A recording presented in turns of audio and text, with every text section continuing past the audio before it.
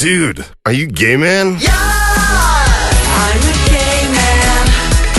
Yeah, I'm a gay man. Gay man. Здравствуйте, дорогие друзья! В эфире программа Talk with a Gay. И сегодня мой гость, сотрудник проекта против насилия в городе Берлин, Константин Шевстюк. Константин, здравствуйте. Здравствуйте. Константин, расскажите, пожалуйста, о себе, представьтесь, кто вы, откуда вы родом, как долго живете в Берлине. Как вы уже правильно сказали, я из проекта МОНЕО, это берлинский гей-проект против насилия. В Берлине уже очень давно живу, практически 20 лет. Сам приехал я из Москвы еще в детстве. Да, а в МОНЕО работаю примерно 2 года. Почему вы решили покинуть Москву и, собственно говоря, перебраться в Берлин? 20 лет. Это было мое решение с моей мамой. Это были как раз конец 90-х, начало 2000-х. И мы думали о том, где мне возможно получить хорошее образование. В России тогда это было сложновато, минимум. И тогда мне было примерно лет 14, мы после долгих обсуждений и учитывая то, что у нас родственники в Германии живут, и мы имели возможность переехать, мы переехали. И, получается, образование вы получили уже в Германии, то есть немецкое? Да, то есть и школьное, и потом университетское.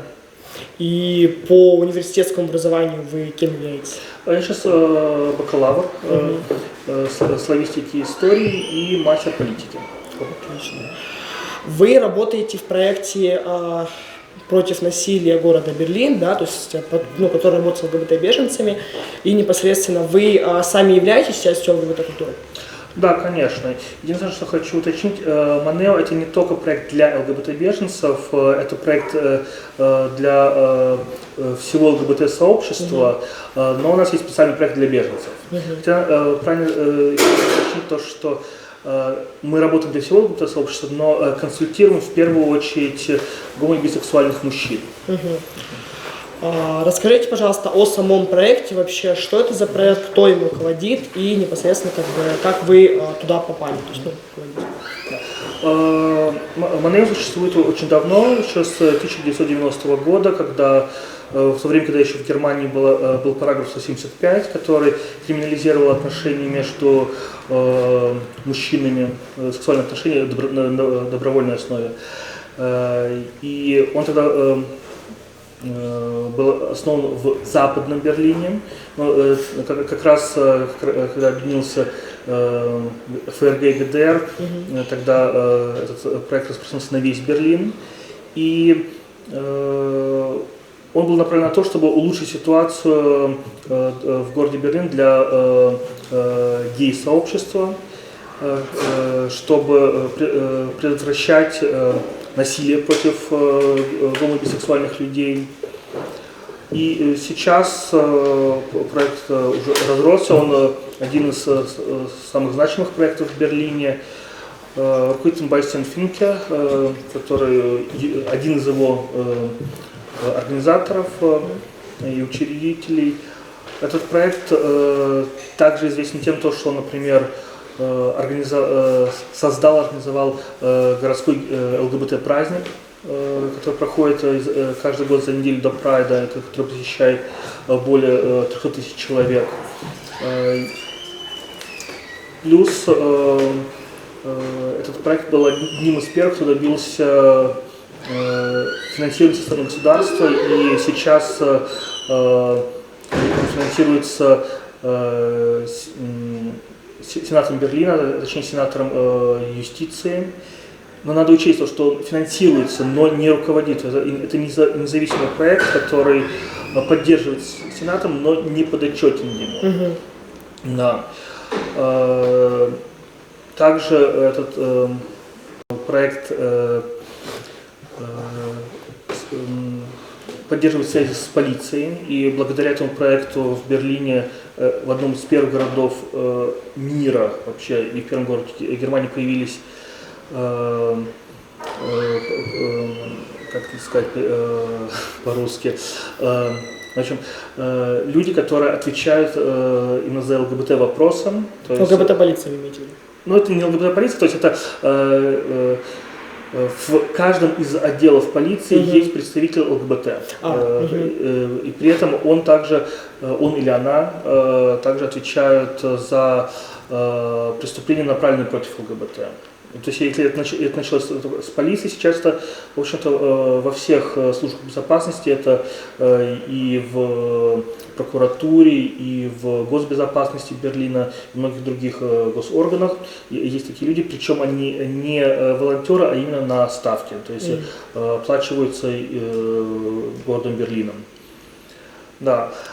Сам проект занимается в первую очередь консультаций жертв насилия. Их, к сожалению, достаточно много. В прошлом году было практически только в городе Берлин 400 таких зафиксированных случаев. Но мы исходим из того, что это примерно 10-15% всех случаев. Потому что очень многие ЛГБТ не сообщают о совершенном против них насилии по разным причинам.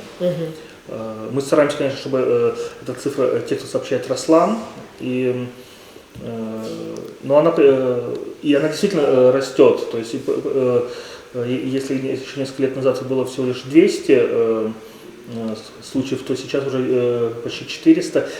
Это не говорит о том, что растет само насилие. Тут есть очень разные факторы. В том числе и то, что действительно становится больше людей, кто готов об этом рассказать. То есть плюс мы действительно собираем информацию обо всех жертвах насилия и ежегодно предоставляем отчет как парламенту города Берлина, так и общественности. То есть каждый год перед 17 мая мы передаем этот отчет в Сенат Берлина, а 17 мая мы публикуем его. Чем вообще приходят люди в Манео и каким образом вы им помогаете, именно как устроена вообще работа в самой организации? Во-первых, людям не обязательно к нам приходить, они могут и позвонить, и связаться с нами по интернету. У нас есть формуляры на нашем сайте. В первую очередь, если люди к нам обращаются по телефону, то есть, например, у нас есть также телефон доверия, на который можно позвонить ежедневно с 17 до 19, в том числе и в выходные. Мы собираем информацию, мы предоставляем информацию. Плюс, если человеку хочет, если человеку это нужно, мы приглашаем к нам на психосоциальную консультацию, которую ведет наш шеф, который является терапевтом. И плюс, если нужно, мы сопровождаем также людей в полицию или в суд. То есть, и плюс мы поддерживаем не только жертв насилия, но также и их родственников, а также свидетелей жертв. Свидетелей насилия, потому что чаще свидетели страдают гораздо больше, нежели жертвы, потому что появляется еще также чувство вины, например, того, что человек не смог помочь или не смог предотвратить. Касательно проекта Манео, с кем он еще сотрудничает, помимо берлинской организации? Я так понимаю, что есть какой-то международный уровень сотрудничества. Да, то есть мы сотрудничаем в Берлине, мы сотрудничаем с разными организациями в Германии, но также у нас есть сотрудничество с различными организациями из Ирландии, Франции, Швейцарии, Польши и, если не ошибаюсь, с Латвии, хотя с Латвией сейчас не очень уверен. У нас мы обмениваемся информацией, и ежегодно происходят встречи, конференции в одной из стран, и также вручается так называемый толеранция award, это приз за работу по предотвращению насилия. Я знаю, что есть, в Потсдаме, рядом с Берлином, есть тоже такой проект, который по обмену между Россией и, по-моему, если не ошибаюсь, Казахстаном, когда жители, в общем, Российской Федерации, Казахстана приезжают, обмениваются опытом как бы, против дискриминации, насилия по ЛГБТ. Как-то вы коммуницируете с этими проектами? Они вроде как ваши коллеги по Я не могу точно сказать, так как я не занимаюсь именно внешними связями Манео, этот вопрос надо скорее задать моему шефу. Я на данный момент об этом не слышал, но вполне возможно, что какая-либо кооперация на каком-либо уровне существует.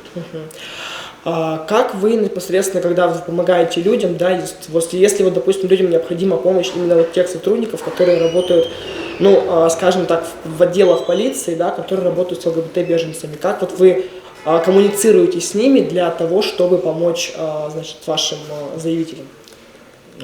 Не совсем понял вопрос, то есть как мы связываемся с той же полицией? Или... Не как вы связываетесь, а непосредственно, вот, допустим, человек обращается к вам за помощью, и вам необходимо эту информацию, то есть передать, человек не хочет ее сам передавать, допустим, полиции, да, и как бы он обратился к вам за помощью. Такие моменты вообще бывали? Во-первых, мы не передаем никакую личную информацию полиции, это первое.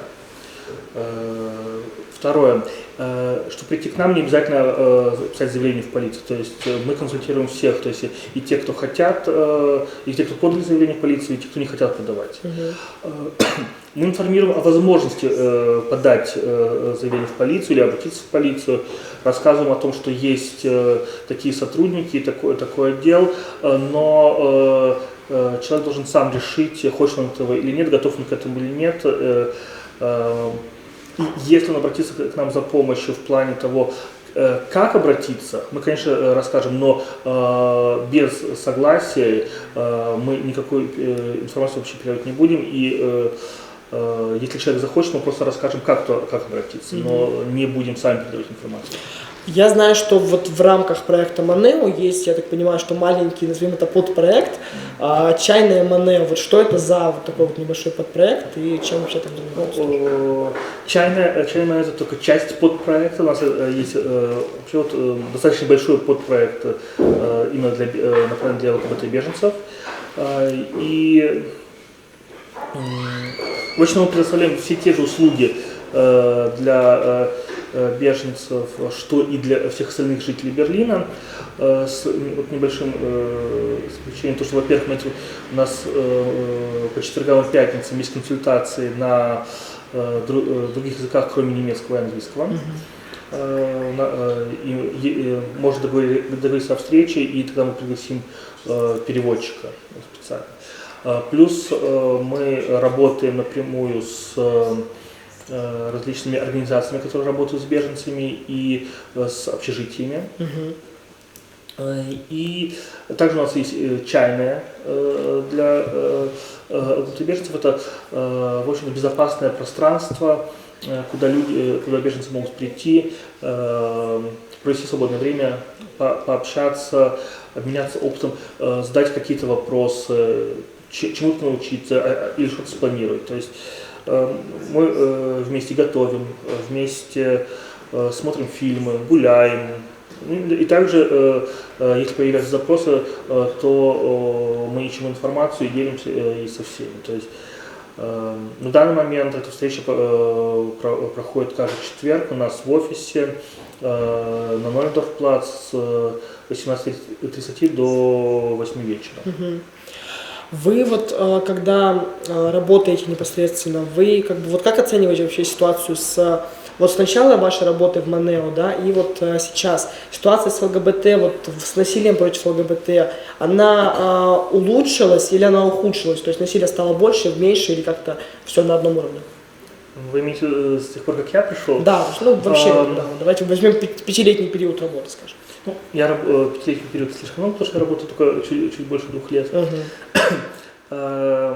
Плюс что касается самого насилия, не могу много сказать, потому что я не работаю напрямую с жертвами насилия, я работаю именно с беженцами. Я могу сказать только об общей статистике. То есть, как я уже сказал, сейчас стало гораздо больше людей, которые заявляют о том, что они стали либо жертвами, либо свидетелями насилия. И это не говорит о том, что насилие стало больше, хотя, может, и о нем тоже говорить, но, во всяком случае, я вижу то, что о Монео знают все больше и больше людей, и все больше и больше людей обращаются и доверяют Монео. То же самое касается и беженцев, потому что если в самом начале моей работы, вот где-то 2,5 года назад, к нам приходило где-то 2-3 человека в месяц, сейчас гораздо больше. И это не только потому, что беженцев становится больше, а просто потому, что действительно Монео становится известнее, и действительно и чайный Монео становится известнее, и люди готовы туда приходить. Вот еще такой вопрос у меня возникает.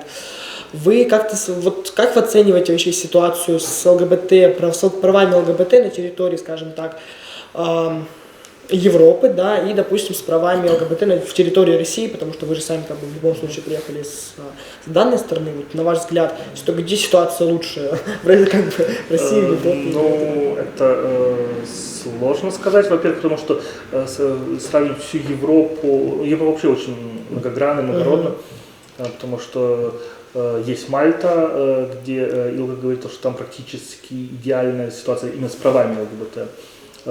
Есть Латвия, где практически прав нету, то есть там, по-моему, Илга дает Мальте 92%, а Латвии где-то 30%. Германия где-то посередине, Россия вообще в самом низу. Но я думаю, показатель тот, что ЛГБТ-беженцы бегут из России в Европу, а не из Европы в Россию. Это уже говорит многое про и о ситуации. Но ситуация в России очень печальная, я бы сказал. Там, учитывая особенно то, что я общаюсь со многими беженцами, я часто слышу о случаях насилия против ЛГБТ людей, о случаях того, что полиция никак не помогает или наоборот сама преследует ЛГБТ. Ну, из новостей мы слышим также о различных законах, об отношении разных политиков или более-менее известных людей к ЛГБТ.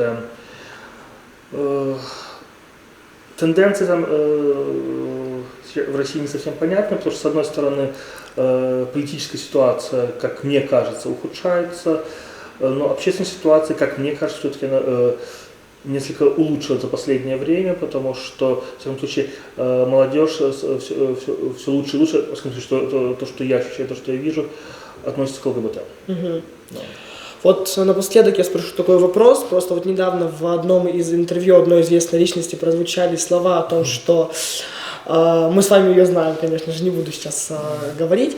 Вот, прозвучали слова о том, что как бы ЛГБТ не должны выходить в России, да, допустим, не должны выходить и отстаивать свои права там в день ВДВ, или если, допустим, они вышли, то их необходимо как-то, не знаю, там избить и так далее. То есть вы согласны с тем, что ЛГБТ должны выбирать какие-то дни для осуществления своих гражданских прав и полномочий, или же это абсолютно как бы вот бредовая идея, и ЛГБТ должны, в принципе, когда им хочется сказать или заявить о том, что они есть и их ущемляют, как бы выходить и говорить об этом.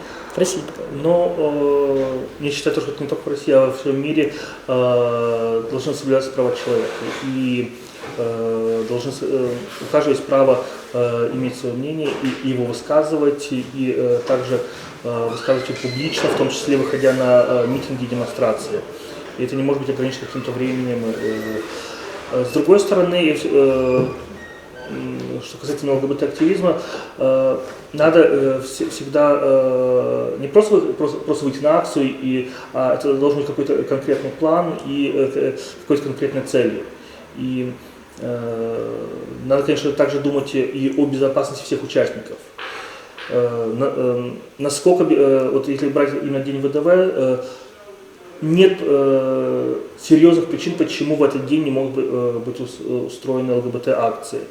Но, с другой стороны, учитывая ситуацию в самой России, надо также учитывать вопросы безопасности.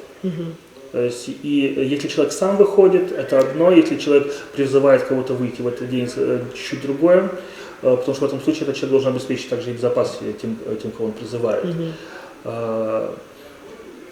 Поэтому, и что касается вот того высказывания, каждый имеет право высказывать свое мнение по поводу того, какие акции устраиваются и как они устраиваются.